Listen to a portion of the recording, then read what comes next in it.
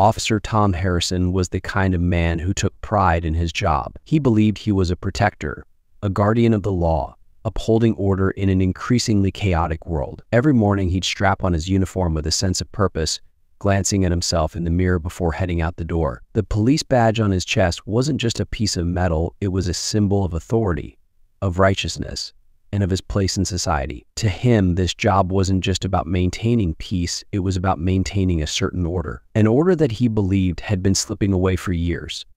Tom had been on the force for over 15 years. During that time, he had seen the worst in people, or at least he thought he had. The gang violence, the robberies, the drug deals, none of it surprised him anymore. But as he walked through the streets of his precinct, he always saw the same faces behind those crimes. There was a pattern, he thought. Certain neighborhoods, certain people. A suspicion had grown inside him over the years, slowly hardening into a belief the ones responsible for society's problems were always the same. His colleagues knew him as a tough but fair officer. They joke about his no-nonsense attitude, calling him old-school Tom. His methods might have been a little more direct than the younger officers, but to Tom, that's what was needed. These kids today, they don't understand how things work, he'd mutter to himself when a rookie would talk about community policing or empathy training. Tom believed in enforcing the law, plain and simple. Yet, beneath the surface, Tom's views were shaped by something more sinister. His upbringing, his experiences, and the world he had built in his mind all contributed to his deeply ingrained prejudices. Growing up in a predominantly white, middle-class neighborhood, his father had often spoken about those people, though never explicitly racist. And the conversations around their dinner table had a way of making distinctions between us and them. It wasn't that his father had hated anyone. It was just the way the world worked. And that worldview had been passed down to Tom. As Tom's career progressed, his interactions with people of color reinforced those beliefs. Every drug dealer he arrested, every violent suspect he brought in seemed to fit into the narrative he had been taught. He didn't see individuals anymore, he saw patterns. To him, it was just statistics. If people didn't want to get arrested, they should stop committing crimes. Simple as that. And if it seemed like certain communities had higher crime rates, well, maybe there was a reason for that. His prejudices weren't always obvious to others, but they seeped into his work in subtle ways. When patrolling the streets, he was always more alert, more suspicious in certain neighborhoods. His radio chatter with his fellow officers reflected a tone of irritation when describing suspects from certain backgrounds. He rarely gave the benefit of the doubt to people who looked a certain way. To Tom, his actions were justified. He wasn't acting out of hate, he was just being cautious. Tom's personal life further cemented his views. He had married young, to a woman who shared his traditional values. They lived in a quiet suburb, far removed from the hustle and bustle of the city where he worked. His 2 children attended private schools, and he ensured they never had to face the dangers he saw every day on the job. His wife, Lisa, often echoed his sentiments. Over dinner, they discussed the latest news, shaking their heads at how society seemed to be falling apart. The riots, the protests, the rising crime, according to them, it all stemmed from the same source. And then there was Tom's social circle. His friends, many of them fellow officers or from similar backgrounds, reinforced these views. Over beers after a long shift, they'd share stories about their war on the streets, laughing at the absurdity of some of the situations they encountered. They'd complain about the growing sensitivity in the department, how everything had to be politically correct these days. Can't even do our jobs without someone crying racism, one of them would say, to the nods and grumbles of agreement from the group.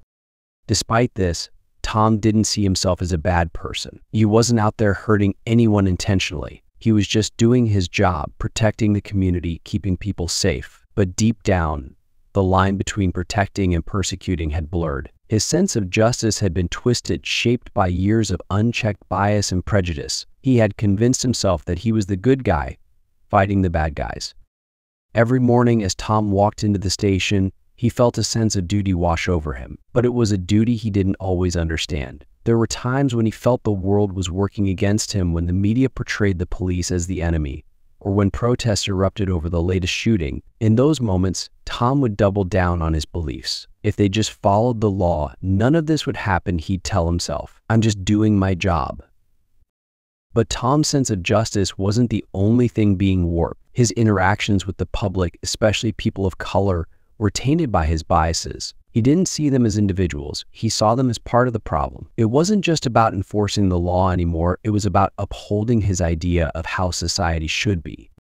On the streets, Tom was a different person. The calm, collected man his family knew became a stern enforcer of the law. He would pull people over for the smallest infractions, especially in certain neighborhoods. He'd interrogate them with a sharpness that bordered on hostility, his questions loaded with assumptions. It wasn't just about catching criminals, it was about maintaining control. But there was something else that bothered Tom, something that gnawed at him late at night when he couldn't sleep. The world was changing. People were pushing back against the old ways of thinking, demanding accountability, justice, and equality. And though Tom would never admit it, that scared him. It threatened the world he had known for so long, a world where his authority was unquestioned and his view of right and wrong was clear. In his heart, Tom believed he was fighting a losing battle. The department was changing, the public was changing, and he felt more and more isolated. But instead of questioning himself, he clung to his old beliefs even tighter. He would never admit that his views were outdated or that his methods were flawed. Instead, he blamed the world around him for losing its way. The day had started like any other for Officer Tom Harrison. After a quick briefing at the station, he was out on patrol in his usual precinct. The city was bustling with activity as people went about their day, and Tom's eyes, as always, were sharp and critical. He didn't have time for nonsense, and he certainly didn't have time for the constant complaints from people who didn't respect the law. It was around midday when Tom received a call on his radio about a disturbance at a local park. Suspicious individual, African-American male, wearing a suit, the dispatcher had said. The words immediately triggered something in Tom. It was always the same, he thought. Even the ones who dressed nicely were usually up to no good. Probably another one of those types, he muttered under his breath as he sped toward the location. When Tom arrived, he spotted the man in question almost immediately. The man was standing near a bench, speaking on his phone. He was dressed in a crisp, well-tailored suit, a briefcase at his feet. But none of that mattered to Tom. All he saw was the suspicious individual he had been told about. Without a second thought, he approached the man with his usual confidence, hand resting on his belt, ready to act if needed. "Hey, you put your hands where I can see them," Tom called out, his voice sharp and commanding. The man on the phone looked up, clearly confused. He raised a hand to gesture for a moment, finishing his conversation calmly before turning his attention to the officer. "Is there a problem, officer?" the man asked, his tone polite but firm. Tom didn't like the tone. He didn't like the calmness, the lack of fear in the man's voice. "Well, don't play smart with me," Tom snapped. "You fit the description of a suspect we're looking for. Let me see some ID." The man raised an eyebrow, clearly taken aback. "A suspect? I think you're mistaken. I'm Judge Robert Mason, and I didn't ask for your life story," Tom interrupted. "I said, let me see some ID." His hand hovered over the butt of his gun, as if ready to escalate the situation at any moment. Judge Mason stared at Tom for a long moment, weighing his options. He could sense where this was going. He had seen it many times before, but never expected to be in this position himself. Taking a deep breath, he reached slowly into his jacket pocket and pulled out his wallet. "Here," he said, handing over his ID. "This should clear things up." Tom grabbed the wallet, barely glancing at the ID inside. His mind was already made up. To him, this was just another criminal trying to talk his way out of trouble. Yeah, Tom muttered, shoving the wallet back toward the judge. "You expect me to believe this?" For a moment, there was a flicker of disbelief in the judge's eyes. "Believe it," Mason replied, his voice still steady. "I am a judge of this city. I'm not a suspect in anything. This is clearly a mistake." Tom's patience was wearing thin. He didn't like being questioned, especially not by someone like this. "A mistake? You think you're above the law or something?" he spat, stepping closer. "Put your hands behind your back." "What?" "No," the judge started, but before he could finish, Tom had already moved in, grabbing his arm and forcing it behind his back. "You're resisting arrest now, is that it?" By now, a small crowd had started to gather. People were pulling out their phones, recording the interaction. "Hey, what are you doing?" one woman shouted. "That's Judge Mason, let him go." Tom ignored her.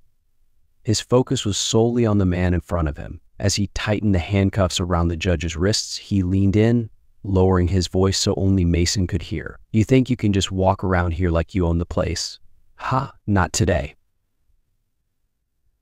Judge Mason gritted his teeth, refusing to let the officer see his frustration. He had always believed in remaining calm, no matter the situation, but this was pushing his limits. "Officer," he said, his voice steady despite the growing anger inside him. "This is not going to end well for you. You are making a serious mistake." But Tom wasn't listening.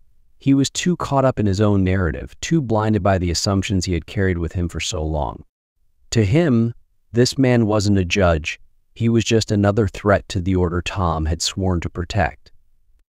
The crowd around them was growing more agitated. "This is wrong," a man shouted. He didn't do anything, but Tom's sense of control only tightened as the voices around him grew louder. He dragged the judge toward his patrol car, ignoring the protests, the warnings, the disbelief in the eyes of those watching. As he pushed Mason into the backseat of the car, Tom felt a surge of satisfaction. He had done his job. He had upheld the law. That's all that mattered. But as he turned to address the crowd, something shifted. People were still recording, still shouting, but there was a different energy now, an intensity he hadn't anticipated. "Do you even know who that is?" a man yelled. "You're arresting a judge." And Tom's grip tightened on his belt as he looked back at the car. His heart raced, but he didn't want to show it. "I don't care who he says he is," Tom barked. "He's under arrest, and if any of you have a problem with that, you can take it up with the department." Inside the car, Judge Mason sat quietly, his eyes focused on the horizon. He knew better than to fight back in a situation like this. He had learned long ago that confrontation with men like Tom only led to more trouble, but deep down, he was seething. He had spent years building a reputation, years fighting for justice, only to be humiliated like this in broad daylight, for no other reason than the color of his skin. As Tom slid into the driver's seat, the tension in the air was palpable. He could feel the weight of the crowd's eyes on him, the judgment, the disbelief, but he wouldn't back down. He couldn't. He had made his decision, and now he was going to see it through. As they pulled away from the park, the crowd slowly dispersed, but not before several people had uploaded videos of the arrest to social media. Within minutes, the footage would go viral, sparking outrage across the city. In the backseat, Judge Mason spoke quietly. "And this isn't going to end the way you think it will, officer." Tom gripped the wheel tighter, refusing to acknowledge the words, but something about them lingered. The calmness in Mason's voice unnerved him. He pushed the thought aside, focusing instead on the road ahead. He was doing his job. He was upholding the law. That's what mattered. But deep down, for the first time in a long while, Tom felt a small crack in his certainty. The ride to the station was thick with tension. Officer Tom Harrison kept his eyes on the road, his mind racing with a mixture of satisfaction and irritation. He had done his job, but something gnawed at him. The calm demeanor of the man in the backseat, the judge, as he claimed, was unsettling. Tom expected defiance, anger, even fear, but Judge Robert Mason had given him none of that. Instead, there was only that quiet, unnerving composure. The police station came into view, and Tom felt a wave of relief. Here, in the confines of the station, he was in control. This was his territory. As he parked the car and exited, he walked around to the back, pulling open the door and roughly helping the judge out of the vehicle. Mason didn't resist. He walked calmly, hands cuffed behind his back, into the station. Inside, heads turned. The officers behind the desk looked up, eyes widening slightly as they recognized the man Tom had brought in. "Is that Judge Mason?" one of them whispered, but Tom didn't acknowledge it. He pushed Mason forward, leading him to the booking desk. "Officer Harrison," Judge Mason said quietly as Tom uncuffed him. "I suggest you reconsider your actions. This can be handled amicably if you release me now and apologize for the misunderstanding." Tom stiffened. "You think you can intimidate me? Not gonna happen." "Sit down," he snapped, shoving a chair toward Mason. Judge Mason calmly sat, his gaze steady. "You're making this far worse than it needs to be, officer. I know my rights, and more importantly, I know the law." Tom ignored him, turning toward the booking officer. "Suspicious individual, resisting arrest," he said gruffly, handing over Mason's ID. The booking officer glanced at the name and then back at Tom, eyes widening slightly. Tom, the officer began, lowering his voice. "This guy's a judge. Judge Robert Mason." Tom clenched his jaw. "I know what he says he is. Doesn't matter. He was resisting arrest. Go ahead, book him." The booking officer hesitated. "Look, maybe you should check with the captain before we proceed. This is going to cause some serious problems if it's what it looks like." Tom's patience was running out. He felt the eyes of the station on him, the judgment from his fellow officers. He wasn't going to back down now. "I don't care if he's the mayor. he resisted arrest. "Do your job," Tom barked, his voice rising in frustration. The booking officer shot a nervous glance at Judge Mason, who sat quietly, his hands now resting on the desk. "Fine," the officer muttered, starting the booking process, but the tension in the air was thick, and Tom could feel it pressing in on him from all sides. As the booking continued, more officers began to gather, whispering among themselves. Word was spreading fast. Judge Robert Mason, one of the most respected figures in the city's judicial system, was being booked by Officer Harrison, and no one seemed to know why. Tom could hear the whispers. He could feel the eyes on him, but he wasn't going to back down. He had followed procedure. He had done his job. That's all that mattered. But then the captain walked in. Captain Laura Morales was a woman of authority, well respected by the officers under her command. When she saw Judge Mason sitting in the booking area, her brow furrowed. "What the hell is going on here?" she demanded, her eyes darting between Tom and Mason. Tom straightened up, squaring his shoulders. Suspicious individual. He was acting shady, and when I asked for ID, he resisted. I brought him in for questioning. Captain Morales' eyes narrowed as she looked at Judge Mason.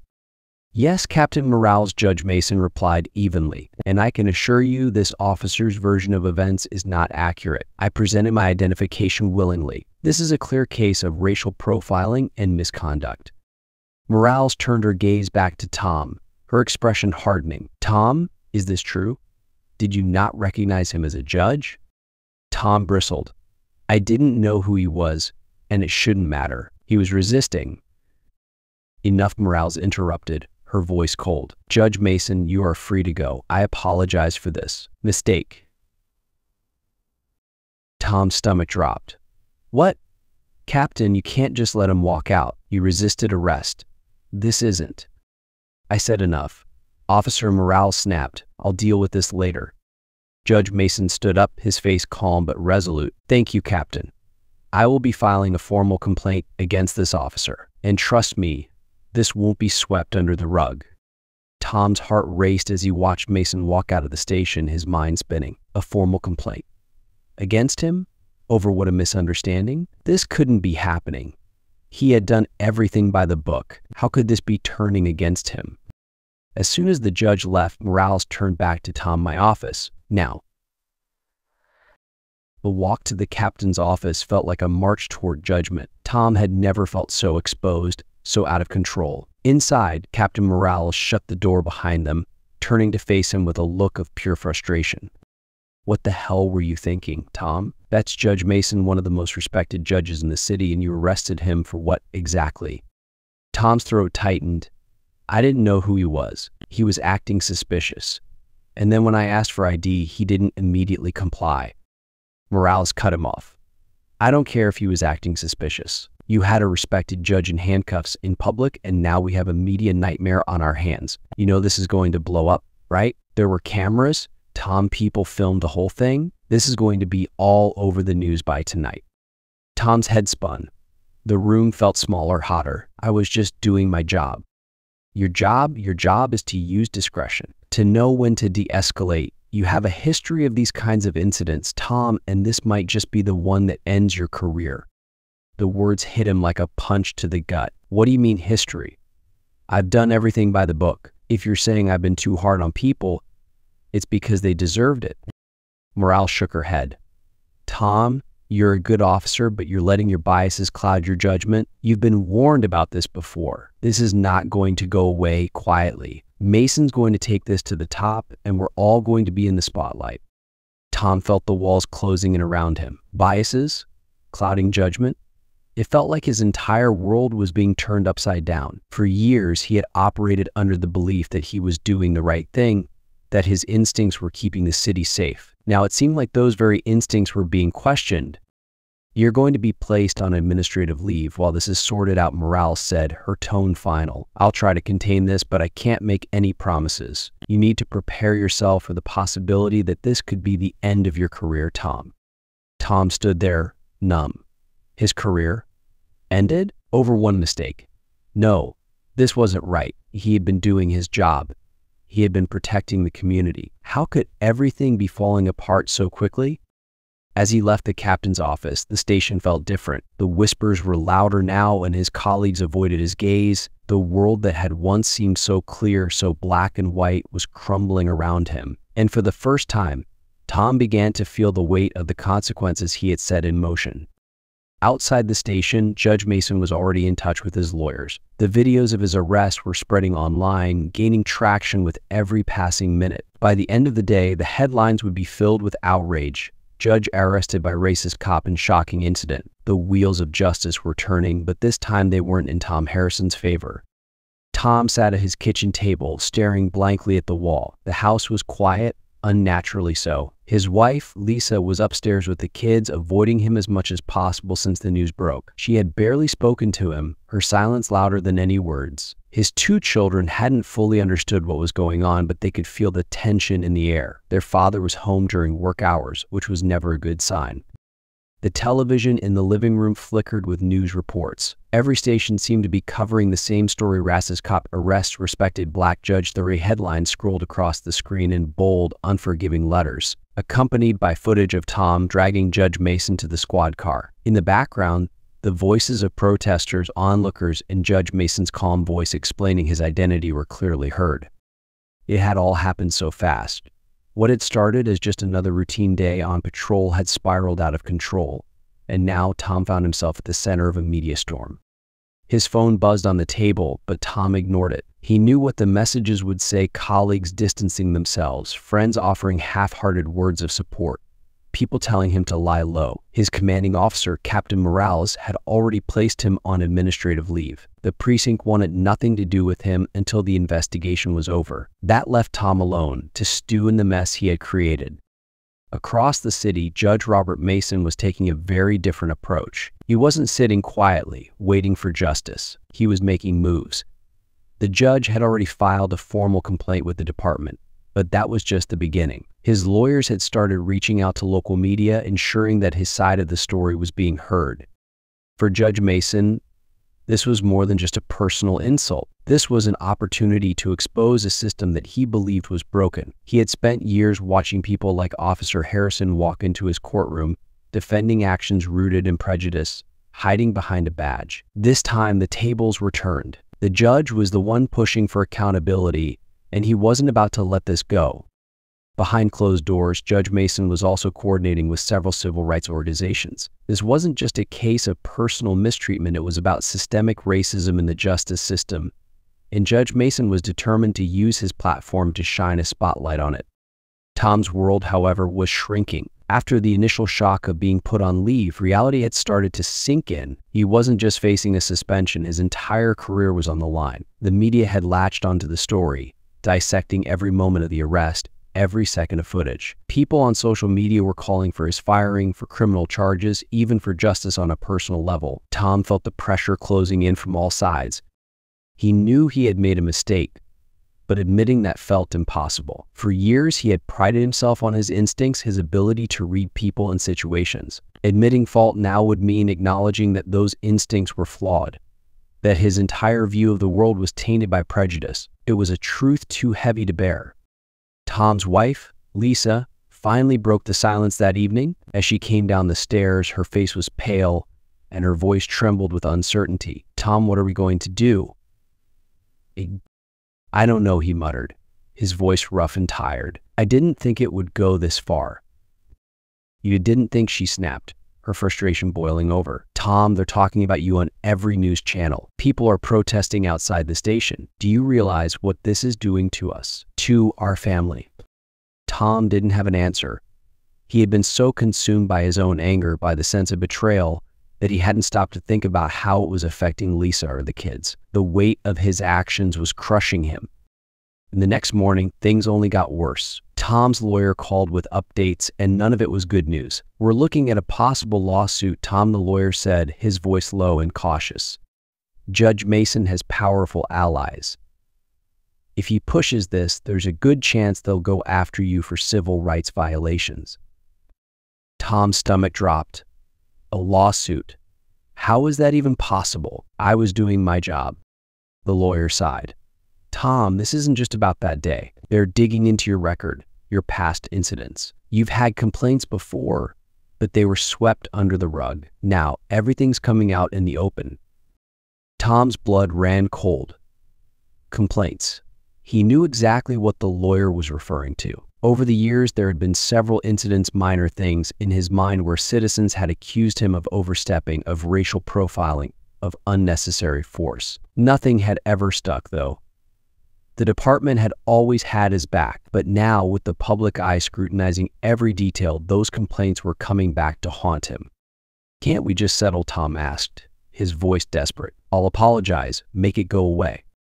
"It's not that simple," the lawyer replied. "Mason doesn't want an apology. He wants change. And from what I can tell, he's prepared to take this all the way to court." Tom hung up the phone, his hands shaking. This couldn't be happening. He had spent years upholding the law, doing what he believed was right, and now everything was crumbling beneath him. His career, his reputation, his family, it was all at risk.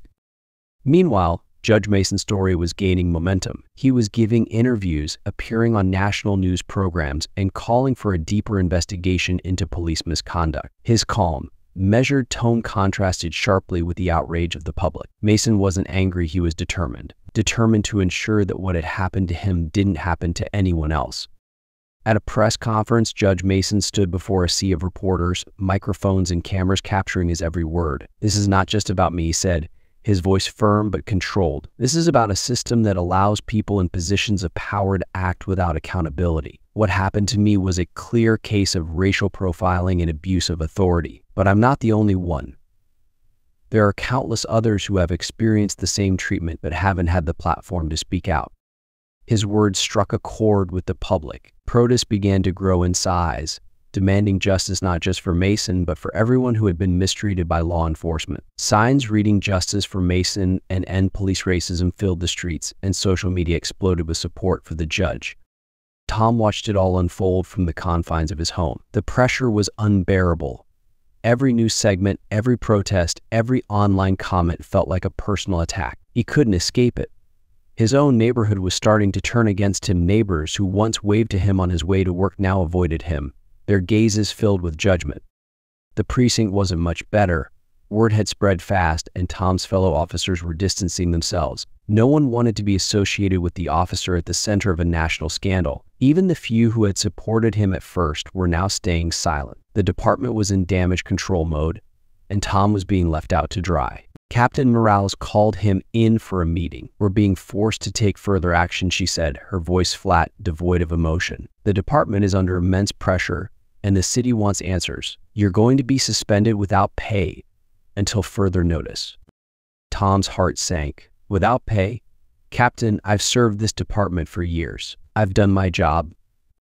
Morales looked at him, her expression unreadable. "I know, Tom, but this is bigger than just you. The public wants accountability, and we have to give them something." As Tom left the station, the weight of his situation felt heavier than ever. The world was closing in on him, and there was no way out. For the first time, he began to question everything: his actions, his beliefs, his place in the world. The certainty that had once driven him was gone, replaced by a gnawing doubt that he couldn't shake. Meanwhile, Judge Mason continued to press forward. The lawsuit was filed, and it wasn't just a personal case, it was a civil rights lawsuit that could set a precedent for holding officers accountable for racial profiling. The media was all over it, and legal experts began weighing in on the potential outcomes. Tom was sinking, and there was nothing he could do to stop it. His world, once so structured and certain, was unraveling, and the truth was staring him in the face. He had made a mistake, and now he was paying the price. Tom Harrison sat alone in his living room, staring blankly at the flickering television screen. The news was relentless. Every hour, there was some new development: more protests, more calls for his firing, more media coverage about Judge Mason's lawsuit. The world he had known was crumbling around him, and he had no idea how to stop it. His phone rang incessantly. Reporters, old colleagues, even strangers, everyone wanted to hear his side of the story. But what could he say? He had made a mistake. Admitting that felt like giving up everything he had believed in for years. Admitting it meant accepting that the instincts and gut feelings he had prided himself on as an officer were deeply flawed, that he had been wrong. It was a bitter pill to swallow. Across town, Judge Mason's case was gaining traction in the courts. The civil rights lawsuit wasn't just about Tom anymore, it had grown into something much bigger. Mason had become the face of a movement calling for police accountability, and the public was rallying behind him. The courtroom battles were covered live by major news outlets, and legal experts weighed in daily, dissecting the potential implications for law enforcement nationwide. Judge Mason's legal team was relentless. They argued that this wasn't an isolated incident, but part of a pattern of racial profiling and abuse within the police department. They pointed to Tom's recorded complaints from previous arrests, allegations of misconduct that had been swept under the rug. One by one, witnesses were brought in to testify about Tom's actions over the years. Former suspects, some of whom had filed complaints, described encounters that mirrored Mason's experience: aggressive questioning, assumptions based on skin color, unwarranted force. Tom couldn't believe it. Every testimony felt like a nail in his coffin. He had always seen himself as a good cop, someone who upheld the law. But now his actions were being scrutinized in the harshest light. Each day in court was another reminder that he wasn't in control anymore. His career, his reputation, his entire life was being dismantled piece by piece. Meanwhile, outside the courthouse, the protests had swelled to massive proportions. What had started as small gatherings had turned into a city-wide movement. Thousands of people filled the streets, holding signs that read "Justice for Mason" and "End Racial Profiling." News helicopters hovered overhead, capturing the scene as the crowd chanted and marched through the streets. Social media was ablaze with support for Mason's case, and every day the pressure on the police department mounted. The police chief, under fire from both the public and city officials, began making public statements distancing the department from Tom's actions. "Officer Harrison's conduct is under thorough investigation, and we are fully cooperating with the courts," the chief said during a press conference. "We take these allegations seriously and we will ensure that justice is served." But behind closed doors, Tom knew the truth. The department was throwing him under the bus. He had become the scapegoat in a much larger battle. His fellow officers avoided him, not wanting to be associated with the growing scandal. The few friends who had reached out early on were now staying silent, watching from a distance as Tom's world continued to unravel. Tom's lawyer, a seasoned defense attorney, tried to keep him grounded. "We still have options," he said during one of their meetings. "We can push for a settlement. It's clear that Mason and his team are open to negotiation." "A settlement?" Tom snapped, his frustration boiling over. "You want me to pay for this? For doing my job? I didn't do anything wrong." The lawyer sighed. "Tom, this isn't about what's fair or right. It's about survival. If this goes to a full trial, you could lose everything. The media's against you. The public's against you. A settlement might be your best option." But Tom wasn't ready to accept that. He couldn't shake the feeling of injustice that he was being punished for doing what he believed was right. In his mind, he had followed procedure. He had done what any officer in his position would have done. How could it all be falling apart like this? And meanwhile, Judge Mason was preparing for the next phase of his case. His legal team was working around the clock, gathering more evidence, building their argument. But Mason's fight wasn't just in the courtroom, it was on the streets, in the media, and in the hearts of the people who supported him. He had become more than just a plaintiff in a lawsuit. He was a symbol of change. In interviews, Mason remained calm and composed, never letting the anger or frustration show. "This case is about accountability," he said during a televised interview. "It's about ensuring that law enforcement serves all members of the community equally without prejudice. What happened to me is a reflection of a much larger problem, and it's time we address it." His words resonated with people across the country. Civil rights groups rallied behind him, organizing marches and demonstrations. The pressure on the police department and on Tom was becoming unbearable. Back in Tom's house, the atmosphere was tense. His wife, Lisa, had grown increasingly distant. She avoided watching the news, but the stress was clearly taking its toll. The kids were quieter, unsure of why their father was always home, why the phone kept ringing, why the neighborhood felt different. The family's once peaceful life had turned into a nightmare.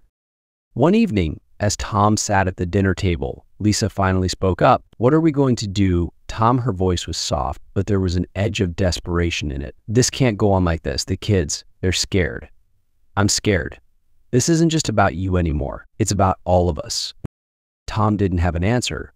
He wanted to tell her that everything would be fine, that the truth would come out, but deep down, he knew that wasn't likely. The weight of his actions, of his choices, was crushing him. As the days went on, Tom's situation only worsened. His lawyer informed him that the department was considering firing him outright to appease the public outcry. The city was also looking into whether criminal charges could be brought against him for violating Mason's civil rights. The possibility of jail time loomed over him like a dark cloud. Tom had never imagined his life would end up like this. He had always seen himself as a good cop, a protector of the community. But now, that image was shattered. He had become the face of everything wrong with the system, and there was no escaping it. Judge Mason, meanwhile, continued to press forward. His case was no longer just about the arrest, it was about changing the system. His legal team was pushing for policy reforms within the police department, demanding better training on racial profiling, accountability measures for misconduct, and more transparency in officer behavior. The pressure was mounting on all sides. Tom's career was in freefall, and he had no idea how to stop it. The media had turned him into a villain, and his own department had abandoned him. His only hope, his lawyer said, was to accept a settlement and move on. But Tom couldn't bring himself to do it. As the lawsuit dragged on, the protests outside the courthouse grew larger. Tom watched from his home as the crowd swelled, their chants echoing in his mind. Justice for Mason, end police racism. The signs, the faces, the voices, it all felt like a tidal wave crashing over him, and he was drowning.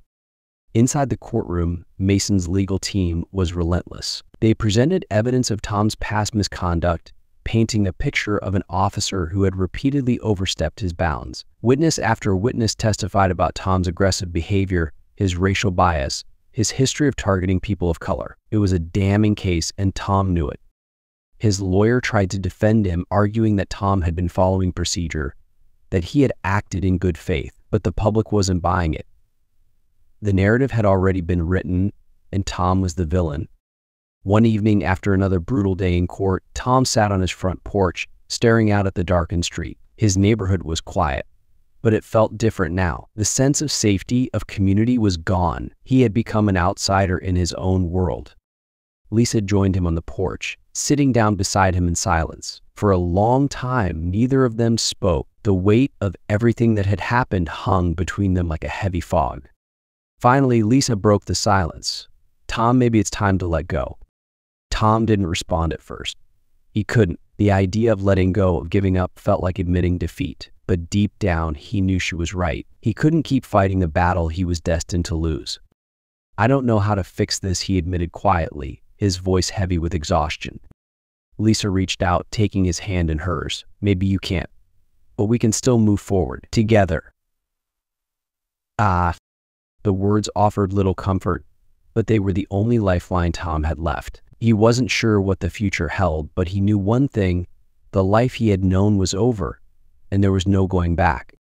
The day of the trial had finally arrived. For weeks, Tom had watched his life unravel bit by bit as the lawsuit against him gained momentum. Now, sitting in the courtroom, it felt surreal, like a nightmare he couldn't wake up from. The polished wood, the rows of spectators, the hum of whispered conversations, it all blurred together in his mind. This wasn't how his life was supposed to go. He had been a good cop, or so he thought.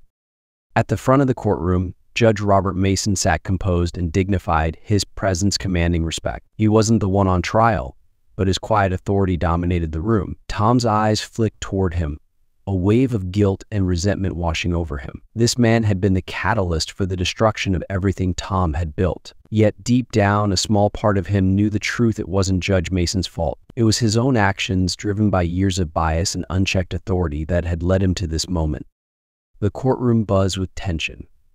Cameras were set up in the back, broadcasting the trial to millions of viewers across the nation. Outside, the protests had reached fever pitch. People held signs demanding justice for Judge Mason and calling for an end to police racism. The media had turned this into a national spectacle, and Tom knew that no matter what happened today, his life would never be the same. As the trial began, the opening arguments were made. Tom's lawyer painted the picture of an officer who had simply made a mistake, a man who had dedicated his life to protecting the public and had acted in good faith during a tense situation. Officer Harrison was following standard procedure, his lawyer argued. He acted out of concern for public safety. This was not an act of malice, but rather a misunderstanding. But Mason's legal team had a different narrative. They framed the arrest as the culmination of years of racial bias, an incident that exposed the systemic racism within law enforcement. This was not an isolated mistake, Mason's lawyer declared. This was the result of a deeply ingrained pattern of behavior, one that has gone unchecked for too long. Judge Mason was not arrested because of his actions, he was arrested because of the color of his skin.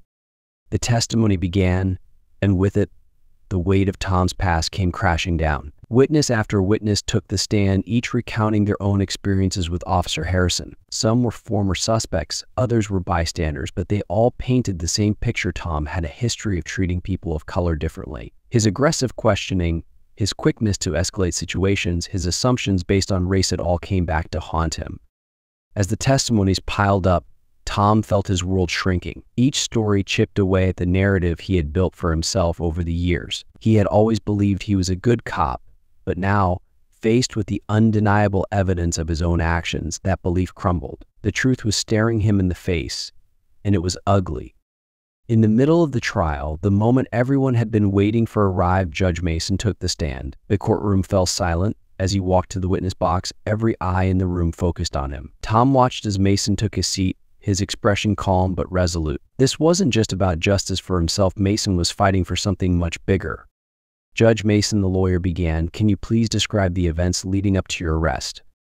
Mason nodded, his voice steady as he recounted the day in question. "I was in the park, speaking on the phone with a colleague, when Officer Harrison approached me. He was immediately aggressive, demanding to see my identification without any explanation. I complied, but it became clear that he had already made up his mind about me. Despite identifying myself as a judge, he proceeded to arrest me without cause."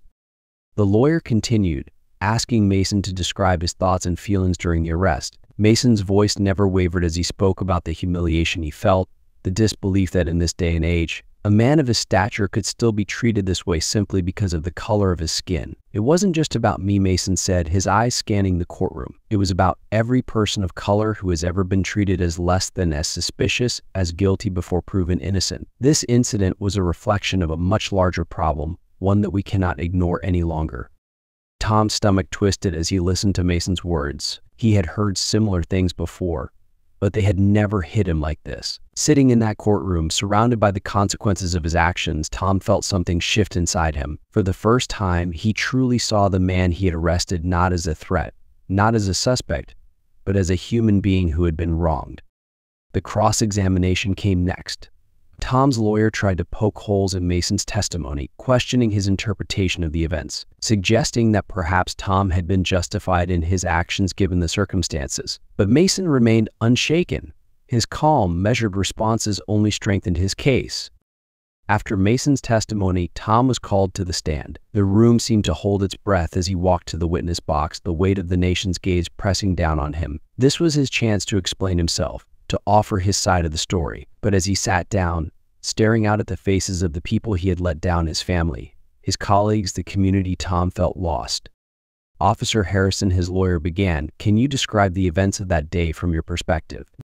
Tom took a deep breath, his voice faltering slightly as he began to speak. "I was responding to a call about a suspicious individual. When I arrived, I saw Judge Mason, but I didn't know he was a judge at the time. I asked for his ID, and when he provided it, I didn't believe him. I thought he was lying to get out of the situation."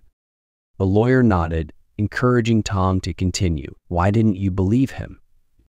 Tom hesitated, the words catching in his throat. He had asked himself the same question countless times since that day, and the answer was one he didn't want to admit. I made assumptions," he said finally, his voice barely above a whisper. "I assumed that because he was black, he was up to no good. I didn't think about it consciously at the time, but looking back, I can see that now." The courtroom was silent, the weight of Tom's admission hanging in the air. For the first time, he had acknowledged what everyone else had known from the beginning: his actions had been driven by bias. "So you're admitting that race played a role in your decision to arrest Judge Mason?" the lawyer pressed. Tom nodded, his throat tight with emotion. "Yes, it did." His lawyer quickly moved to shift the narrative, emphasizing that Tom's actions, while flawed, were not malicious, but the damage was done. Tom had admitted to the very thing that the lawsuit was built upon: racial bias. The courtroom buzzed with murmurs, and Tom felt the eyes of the spectators bore into him. There was no escaping the truth now. As the trial drew to a close, both sides made their final arguments. Mason's lawyer called for accountability, not just for Tom, but for the entire system that allowed officers like him to act without consequence. This case is about more than one man's mistake, the lawyer said in their closing statement. It's about the systemic racism that permeates our institutions. Judge Mason was targeted because of the color of his skin, and that cannot be allowed to continue. Tom's lawyer, on the other hand, urged the jury to consider the complexity of the situation. Officer Harrison has admitted his mistake. He has taken responsibility for his actions, but we must remember that he is a product of a flawed system. While he should be held accountable, we must also consider the context in which this mistake occurred. The jury deliberated for hours, the tension in the courtroom palpable. Tom sat in silence, his mind racing with 1,000 thoughts. He had no idea what the outcome would be, but he knew that his life, his career, and everything he had built was hanging in the balance.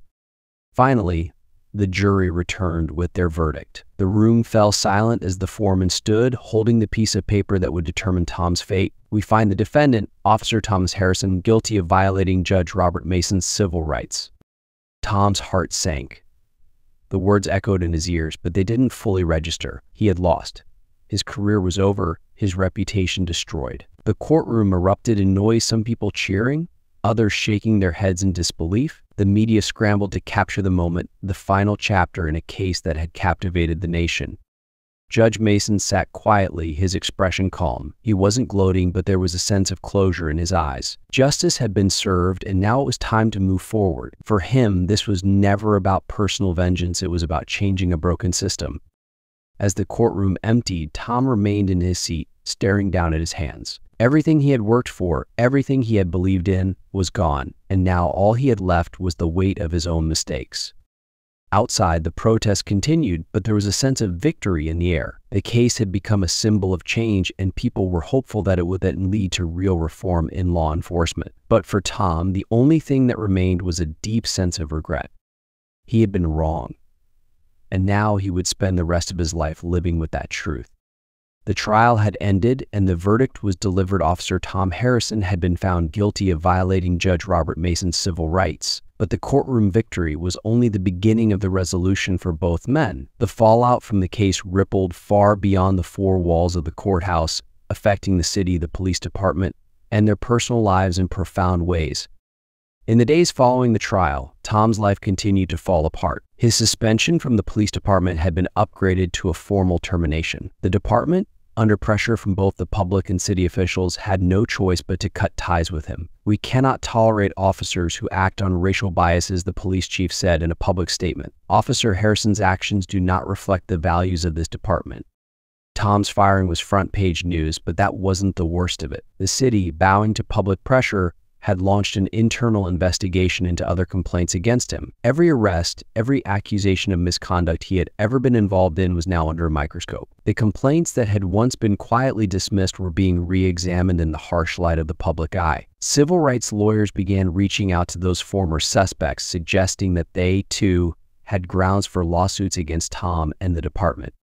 Tom's financial situation quickly deteriorated. Between the legal fees from his defense and the possibility of new lawsuits piling up, his family's savings were drained. His wife, Lisa, had stood by him during the trial, but the stress of the situation was becoming unbearable. Their once stable marriage began to fracture under the weight of it all. Arguments over money, the children, and the relentless media attention became a daily occurrence. Lisa's patience was wearing thin, and Tom could see the pain in her eyes. One night, after another tense argument, Lisa finally broke down. "I don't know how much longer I can do this, Tom," she sobbed. "Everything is falling apart. The kids are suffering. We're suffering. You've lost your job, your reputation, what's left for us?" Tom had no answers. He couldn't even bring himself to look at her. His life had crumbled around him, and there was no fixing it. He had spent years building his identity as a protector, a man of the law, and now that identity had been destroyed. All that remained was a hollow shell of the man he once was. Meanwhile, Judge Robert Mason's life had taken a very different turn. The trial had elevated him to a new level of public prominence, but with that came new responsibilities. Mason had never sought the spotlight for himself, but he recognized the opportunity that had come from this ordeal. He knew that his case had exposed systemic issues within the police department and the broader justice system, and he was determined to use his platform to push for change.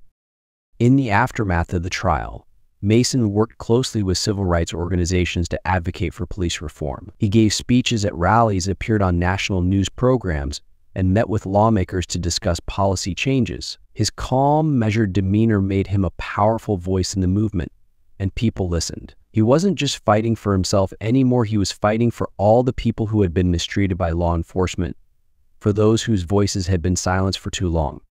"What happened to me was not an isolated incident," Mason said during a press conference. "It was a reflection of a system that has allowed racial profiling and bias to go unchecked for far too long. We need real accountability. We need change." Under pressure from Mason and other activists, the city announced a series of reforms aimed at addressing the issues exposed by the trial. These included mandatory bias training for all officers, increased transparency in cases of misconduct, and the establishment of a civilian oversight board to review complaints against the police. While these reforms were steps in the right direction, Mason knew there was still a long way to go. Despite the public victories, Mason was not without his own struggles. The trial had taken an emotional toll on him as well. While he had maintained his composure throughout the proceedings, the weight of the experience was heavy. He had been humiliated, targeted because of the color of his skin, and that pain lingered. Even as he fought for change, there were moments when the anger and frustration threatened to overwhelm him.